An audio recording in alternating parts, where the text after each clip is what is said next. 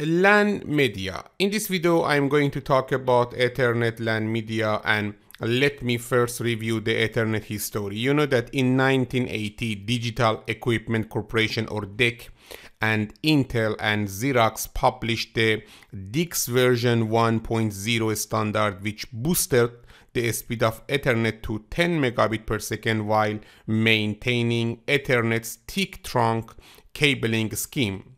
In 1982, the DICS version 2.0 standard was released and is now commonly referred to as Ethernet 2. In 1985, the IEEE 802.3 committee published the IEEE 802.3 Carrier Sense Multiple Access with Collision Detection, or CSMA-CD access method and physical layer specification.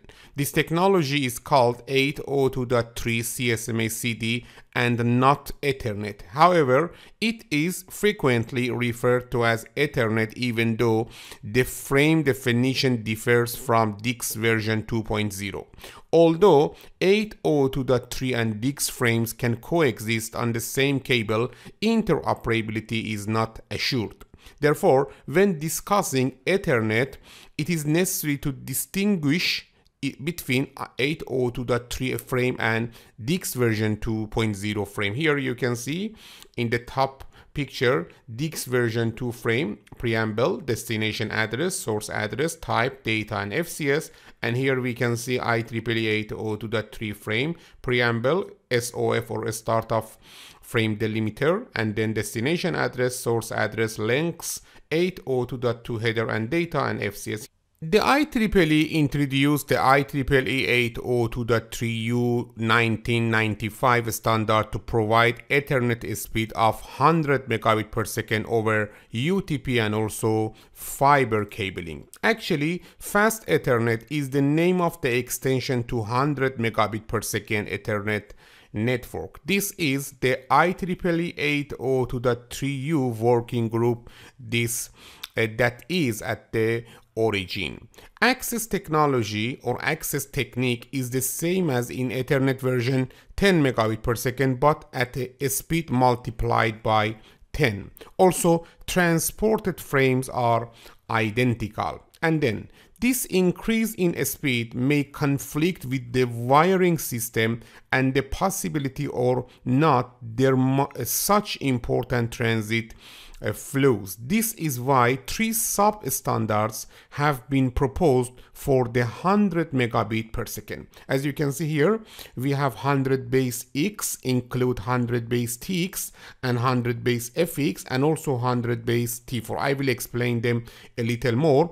About the for example, 100 base TX IEEE 802.3, okay, the first standard here, as you can see, this requires two pair of unshielded twisted pair or UTP category 5, or two shielded pair or STP actually, okay. You can use STP or UTP cable, and only two pair from 4 pair will use. And also about the IEEE 802.3 100 base T4, this requires 4 pair of UTP category 3 or 4 or 5. Okay, for example here, let me to write about the 100 base TX, we can use Cat5 or Cat6.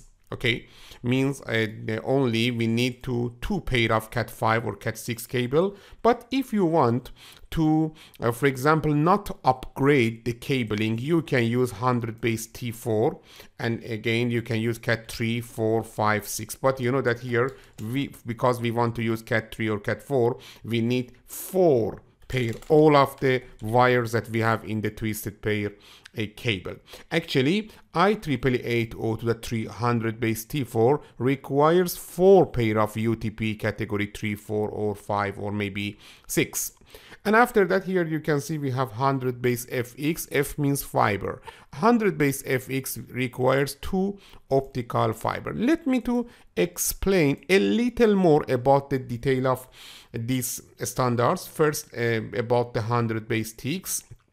About the 100 base TX, this uses 2 pairs of category 5 unshielded twisted pair UTP, or 2 pair of shielded twisted pair STP cables, or maybe category, for example, 6, to connect the station to the switch or hub.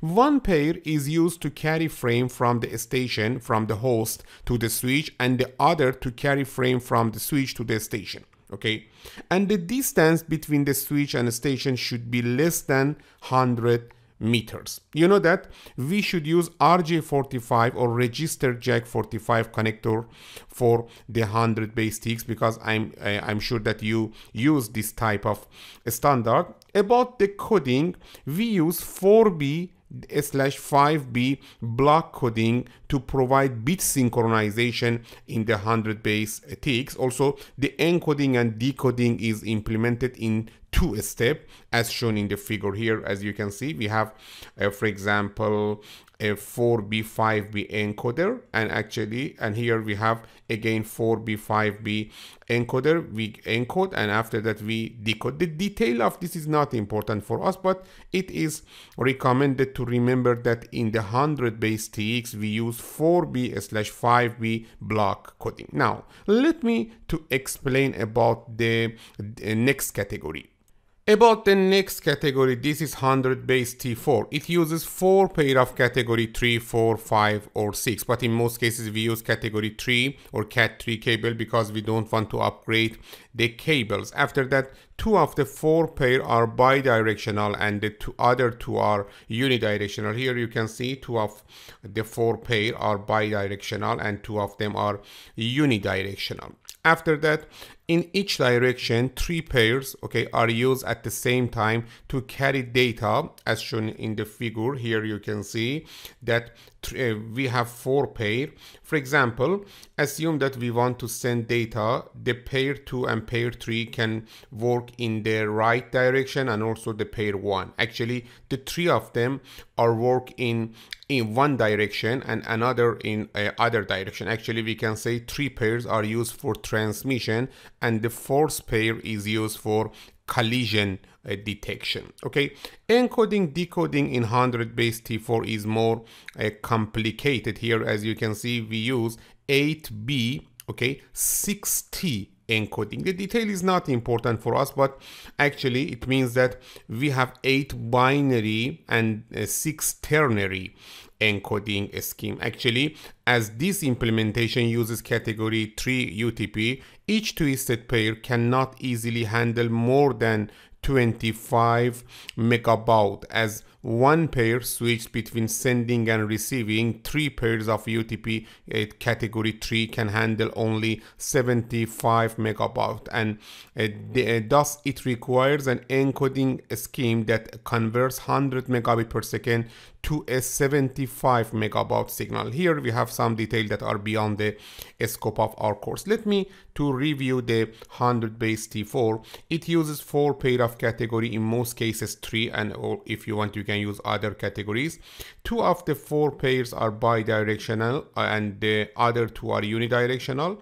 In each direction, 3 pairs are used at the same time to carry data, and then no separate transmission and receive pairs are present, so full duplex operation is not possible. And after that, 3 pairs are used for transmission, and the 4th pairs is used for collision detection, and 8B60 coding is used. Now let me to talk about the 100 base FX. In 100 base FX, it uses 2 pairs of fiber optic cables. One pair carries frame from the station to the switch, and the other from switch to station. And the distance between the station and the switch should be less than 2000 meters.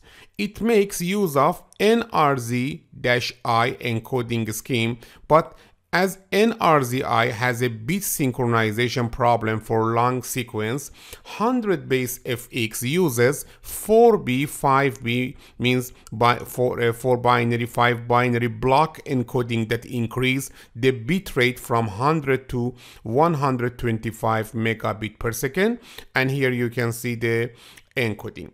It operates over 2 strands of multi-mode or single mode fiber cabling. And about the connector, it uses media interface connector like this connector, a step and twist or ST connector, a straight tip, and then a step and